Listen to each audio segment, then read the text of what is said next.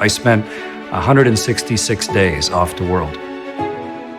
But somewhere along the way, my perceptions of the world shifted.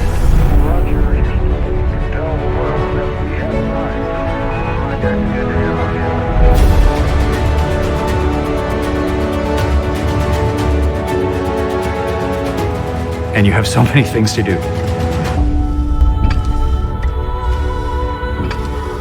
But sometimes you are able to take a little time to relax and actually notice what's happening. Notice the magic of weightlessness. अंतर्राष्ट्रीय अंतरिक्ष station इंसान की बनाई अब तक की नायाब चीजों में से एक, जिसे बनाने में खर्च और मेहनत हद से पार हो गई। वैसे तो हम इसके बारे में काफी कुछ जानते हैं, जैसे कि कब लॉन्च हुआ, कैसे हुआ, कितने देश इसमें शामिल है और बहुत सारी बातें।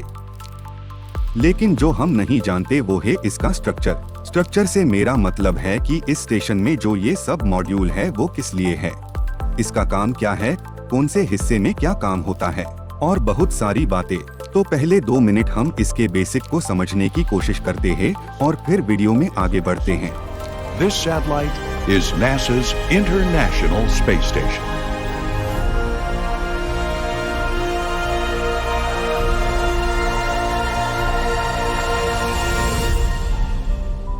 जैसे कि यह एक बहुराष्ट्रीय सहयोगी परियोजना है। एस्ट्रोनॉट ले रॉय शियाओ के मुताबिक स्पेस स्टेशन में रहना काफी चुनौतीपूर्ण होता है। एस्ट्रोनॉट को रिपेयरिंग के लिए स्पेस वॉक करनी पड़ती है। शियाओ का कहना है कि हमें जो इलेक्ट्रॉनिक पार्ट्स मिलते हैं वे अलग अलग देशों में बने होते हैं, उनका इलेक्ट्रिक सिस्टम भी अलग होता है। इसके मॉड्यूलर का निर्माण दुनिया भर के अलग अलग देशों में किया गया था। 1990 के दशक में अमेरिकी घटक Destiny, Unity, Integrated Truss Structure और solar arrays, Marshall Space Flight Center और मिचॉड असेंबली फैसिलिटी में किया गया था। यह स्टेशन एक माइक्रोग्रेविटी और अंतरिक्ष पर्यावरण प्रयोगशाला के रूप में कार्य करता है, जिसमें खगोल जीव विज्ञान, खगोल विज्ञान, मौसम विज्ञान, भौतिकी और अन्य क्षेत्रों में वैज्ञानिक कार्य किया जाता है। हमारे भारत के एस्ट्रोनॉट्स कल्पना चावला और सुनीता विलियम्स भी यहाँ समय बिता चुके हैं। अब सबसे पहले हम मॉड्यूल को समझने की कोशिश करते हैं। हालांकि अगर हम हर छोटे छोटे पार्ट को समझने जाएंगे तो पता नहीं वीडियो कितनी लंबी हो जाएगी और आप बोर हो जाएंगे। इसलिए हम बड़े और महत्वपूर्ण मॉड्यूल को समझते हैं, जिसमें 13 मॉड्यूल आते हैं। हम सबको बारीकी से समझते हैं। 13 मॉड्यूल कुछ इस तरह है: नौका, जरिया, unity, कीबो, Zvezda, harmony, destiny, पोइसक, Columbus, कुपोला, tranquillity, रासवेट और लियोनार्डो। सबसे पहले बात करते हैं नौका की। नौका रूस की प्राथमिक प्रयोगशाला है जो मिनी रिसर्च मॉड्यूल रासवेट और पॉस्क के संयोजन के साथ काम कर रही है। इसका अलग अलग एक्सपेरिमेंट करने और वैज्ञानिक उपकरणों को स्टोर करने के लिए किया जाता है और अंतरिक्ष स्टेशन के लिए बैकअप सेवा मॉड्यूल के रूप में भी काम कर सकता है। यह 13.12 मीटर लंबा और 4.25 मीटर चौड़ा है और ये स्टेनलेस स्टील, एल्यूमिनियम और सिरेमिक और इंसुलेशन से बना है। उसके बाद आता है जारिया। यह रूसी ऑर्बिटल सेगमेंट और यूएस ऑर्बिटल सेगमेंट के बीच का कनेक्शन है। आफ्टर पोर्ट से जुड़ा ज्वेजरा सर्विस मॉड्यूल है। इसका इस्तेमाल शुरू में सोयुज अंतरिक्ष यान और प्रगति अंतरिक्ष यान ROS पर डॉक करने के लिए किया गया था।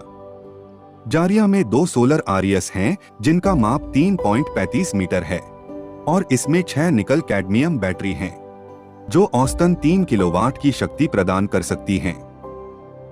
जारिया में 24 बड़े स्टीयरिंग जेट, 12 छोटे स्टीयरिंग जेट और 2 बड़े इंजन भी हैं जिनका उपयोग रीबूस्ट और प्रमुख कक्षीय परिवर्तनों के लिए किया जाता है। पूरा बैटरी पावर यही से मिलता है। जारिया, जिसे फंक्शनल कार्गो ब्लॉक के रूप में भी जाना जाता है, अंतरिक्ष स्टेशन का पहला मॉड्यूल लॉन्च यही किया गया था। उसके बाद आता है यूनिटी। यूनिटी कनेक्टिंग मॉड्यूल, जिसे नोड 1 के रूप में भी जाना जाता है, अंतरिक्ष स्टेशन का पहला यूएस निर्मित घटक है।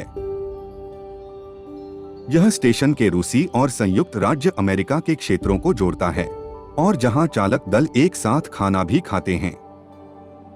मॉड्यूल आकार में 6 बर्थिंग स्थान है, मतलब जो एक दूसरे से जोड़ते हैं। ऐसे आगे पीछे के साथ अन्य मॉड्यूल से कनेक्शन की सुविधा मौजूद है, जो दूसरे मॉड्यूल में आने जाने के काम आते हैं।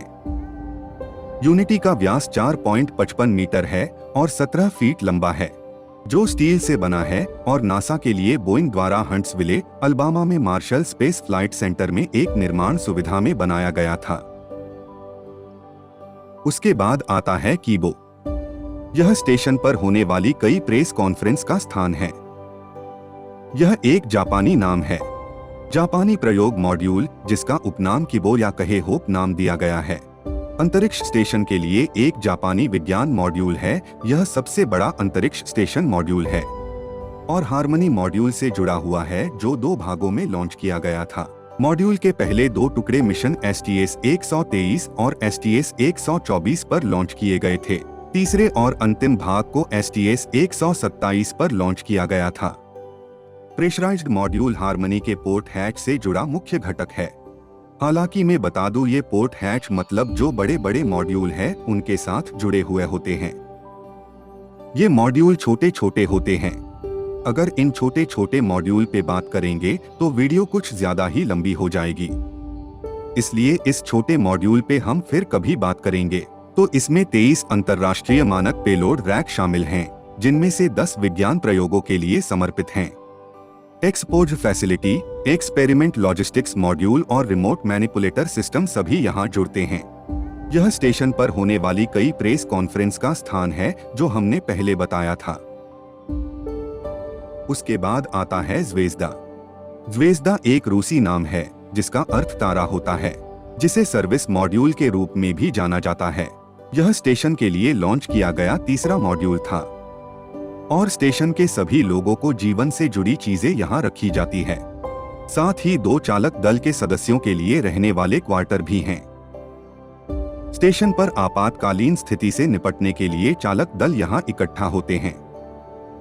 यहाँ चालक दल काम करते हैं और रहते हैं। यहाँ एक समय में 2 अंतरिक्ष यात्रियों के लिए अलग स्लीपिंग क्वार्टर सहित 6 लोग तक समाये जा सकते हैं। नासा द्वारा प्रदान की गई ट्रेडमिल, एक रेफ्रिजरेटर, फ्रीजर से सुसज्जित एक रसोई और एक टेबल, साथ ही व्यायाम के लिए एक साइकिल, एक टॉयलेट और अन्य स्वच्छता सुविधाएं भी हैं। यहाँ पे ऑक्सीजन प्रतिदिन 5.13 किलोग्राम तक उत्पन्न होती है। ये एक तरीके से ग्रीन हाउस का भी घर है, जहाँ अंतरिक्ष में पौधों को उगाया जाता है।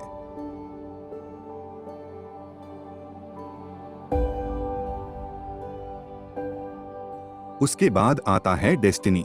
डेस्टिनी मॉड्यूल, जिसे अमेरिकी लैब के नाम से भी जाना जाता है। डेस्टिनी को स्पेस शटल STS-98 पर अंतरिक्ष स्टेशन के लिए लॉन्च किया गया था। यह प्रयोगशाला मॉड्यूल 28 फीट लंबा और 14 फीट चौड़ा है। यह एल्यूमिनियम और स्टेनलेस स्टील से बना है और इसमें 3 खंड या कहे रूम शामिल हैं, जिनमें नए मॉड्यूल की हैच के उद्घाटन होते हैं, जिसके माध्यम से अंतरिक्ष यात्री मॉड्यूल में प्रवेश करते हैं और बाहर निकलते हैं। डेस्टिनी में एक 20 इंच ऑप्टिकली दूरबीन के कांच की खिड़की है, जिसका उपयोग मुख्य रूप से पृथ्वी को देखने के लिए किया जाता है। ये तस्वीर आपने देखी होगी। कुछ लोग इसे एडिट करके बदल देते हैं, हालांकि ये वास्तविक और सच्ची तस्वीर है। पृथ्वी के बदलते दृश्य को रिकॉर्ड करने के लिए स्टेशन के सदस्य खिड़की पर वीडियो और फोटो भी लेते हैं। डेस्टिनी में -80 डिग्री लेबोरेटरी फ्रीजर भी शामिल है। फ्रीजर का उपयोग स्टेशन पर नमूने और जरूरी केमिकल्स को स्टोर करने के लिए किया जाता है और तापमान नियंत्रित करने के लिए अंतरिक्ष स्टेशन तक ले जाने के लिए किया जाता है। उसके बाद आता है कोलंबस। कोलंबस एक विज्ञान प्रयोगशाला है और यूरोपीय अंतरिक्ष एजेंसी द्वारा किए गए अंतरिक्ष स्टेशन में सबसे बड़ा योगदान है। मॉड्यूल को कोलंबस कंट्रोल सेंटर द्वारा नियंत्रित किया जाता है, जो जर्मन स्पेस ऑपरेशंस सेंटर में स्थित है। यहाँ पे प्रयोगशाला के ऑन बोर्ड कंप्यूटर होते हैं, जिसमें पोर्ट एंड कोन में कॉमन बर्थिंग मैकेनिज्म होता है। यहाँ हर चीज का उपयोग हर कोई नहीं कर सकता। प्रयोगशाला विज्ञान पेलोड के लिए 10 सक्रिय अंतर्राष्ट्रीय पेलोड रैक कर सकती है। हो सकता है कुछ चीजें आपको समझने में दिक्कत हो रही हो, पर चिंता ना करें, दूसरे पार्ट में हम इसे भी समझेंगे। मतलब है कि नासा की कोई चीज को दूसरी एजेंसी कुछ चीजें छोड़कर बाकी चीजों का यूज कर सकते हैं। नासा कोलंबस प्रयोगशाला के 51% उपयोग कर सकते हैं कुछ चीजें छोड़कर। 4 सक्रिय रैक स्थान हैं जो डेक के आगे की तरफ हैं, 4 पीछे की तरफ और 2 ओवरहेड स्थानों में हैं। डेक के 3 रैक लाइफ सपोर्ट और कूलिंग सिस्टम से भरे हुए हैं।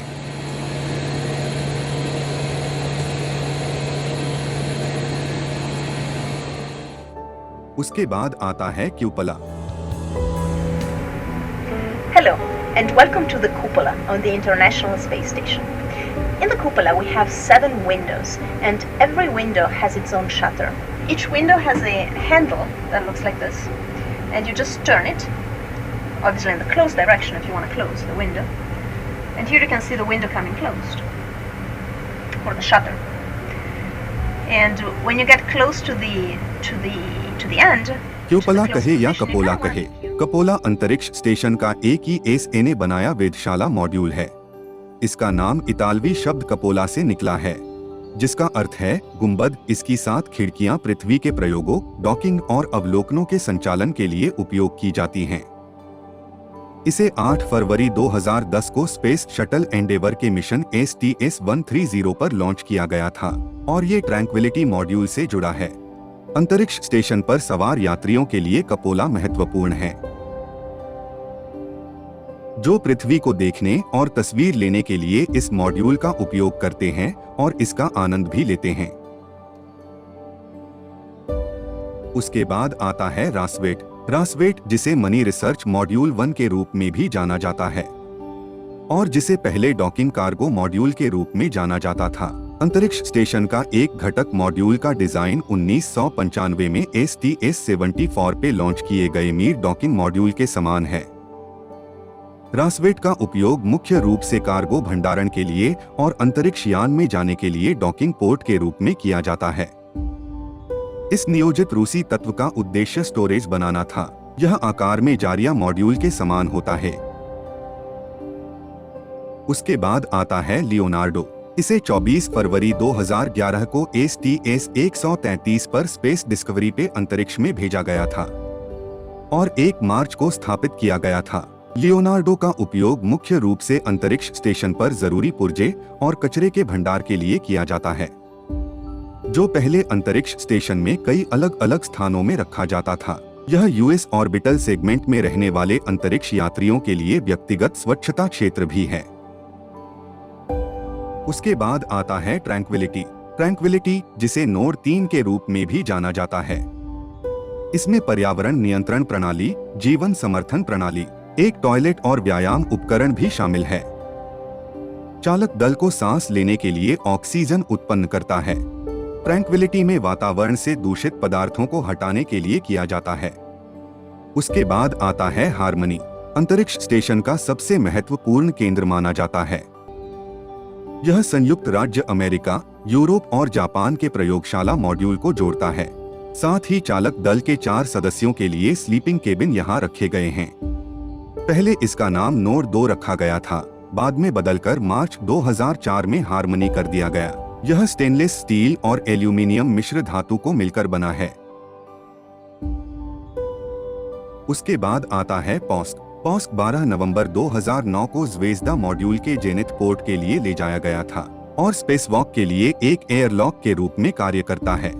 पॉस्क वैज्ञानिक प्रयोगों के लिए काफी ज्यादा जगह भी दे सकता है और कुछ कार्य ऐसे होते हैं जिसमें ज्यादा जगह की जरूरत पड़ती है, तो वो यहीं पे किए जाते हैं।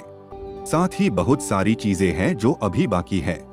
यहाँ मेडिकल जैसी सुविधा भी मौजूद है। तो दोस्तों, ये थी अंतरिक्ष स्टेशन की कुछ बेसिक जानकारियाँ जो शायद हमें पता नहीं थी। हालांकि अभी बहुत सारी चीजें बाकी है जो हम आने वाले वीडियो में जानेंगे। फिलहाल इस वीडियो में इतना ही। मिलते हैं अगली वीडियो में। जय हिंद, वंदे मातरम।